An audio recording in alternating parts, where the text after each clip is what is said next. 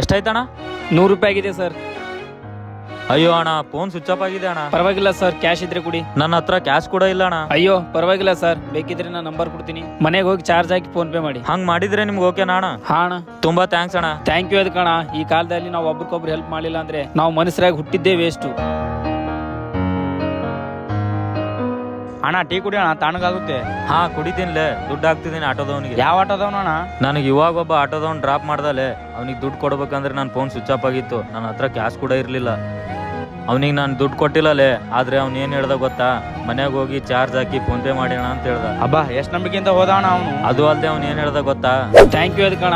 ಈ ಕಾಲದಲ್ಲಿ ನಾವು ಒಬ್ರಿಗೊಬ್ರು ಹೆಲ್ಪ್ ಮಾಡಿಲ್ಲ ಅಂದ್ರೆ ನಾವು ಮನುಷ್ಯರಾಗಿ ಹುಟ್ಟಿದ್ದೇ ವೇಸ್ಟ್ ಅಂತ ಮನುಷ್ಯರು ಈ ಕಾಲದಲ್ಲಿ ಇರೋದು ತುಂಬಾ ಕಡಿಮೆಲೆ. ಕರೆಕ್ಟ್ ಅಣ್ಣ ಅವ್ನು ಹೇಳಿದ್ದು. ಇಂಥ ಮನುಷ್ಯನಿಗೆ ಈ ಕಾಲದಲ್ಲಿ ಉದಾಹರಣೆ ತಗೊಂಡ್ರೆ ತುಂಬಾ ಜನರು ಮನುಷ್ಯರಾಗಿ ಬದಲಾಗ್ತಾರ ಅಣ್ಣ.